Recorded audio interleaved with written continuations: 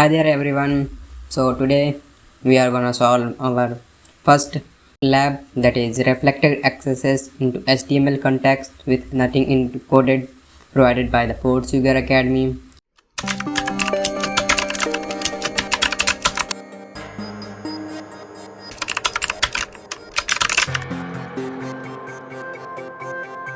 Before accessing our lab, we can see that here it is mentioned the lab contains reflected cross-site scripting vulnerability in search functionality. So they already mentioned that we have to find the vulnerability in search functionality, and to solve the lab we need to perform a cross-site scripting attack by calling the alert function. So let's access our lab. We can see that here we have a search option. We have to search hello, or we can search anything. We can see that here it shows 0 search results for hello. Now to confirm that we can insert JS, first we can test with simple h1 headings. So h1 hello 123 slash h1, that is HTML tags. After that we can see that our input is separated. Let's inspect it. Now we can see that here our input is properly inserted without any sanitization with h1 tags, and it is properly an HTML injection. Okay, but our aim is not to perform HTML injection. We want to perform JS, or we can say that XSS injection. Okay, that is JS injection.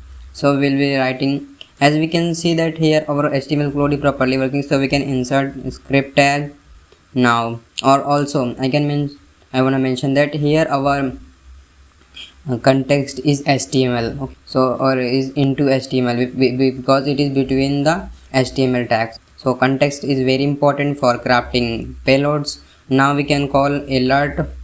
We can pass something or nothing slash script, and now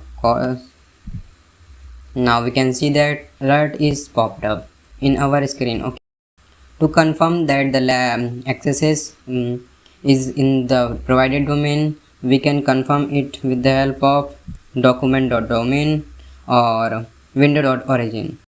So alert document.domain, and then close the script tags. And now we can see that the domain where XSS is triggered is the provided domain, that is websecurity.academy.net something.websecurity.academy.net, which is the provided domain.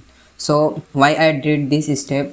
Because in every time if we perform any XSS attack to ethically, of course, and to check that the domain in which we are performing XSS attack is provided or not, right? If they say that this domain is not included and we perform and we didn't see, because nowadays some the websites use iframing with other domains, like Google mostly uses this. So that's the thing we have to must check or confirm that the domain is the domain that we are looking for. So that's for this lab. Thank you.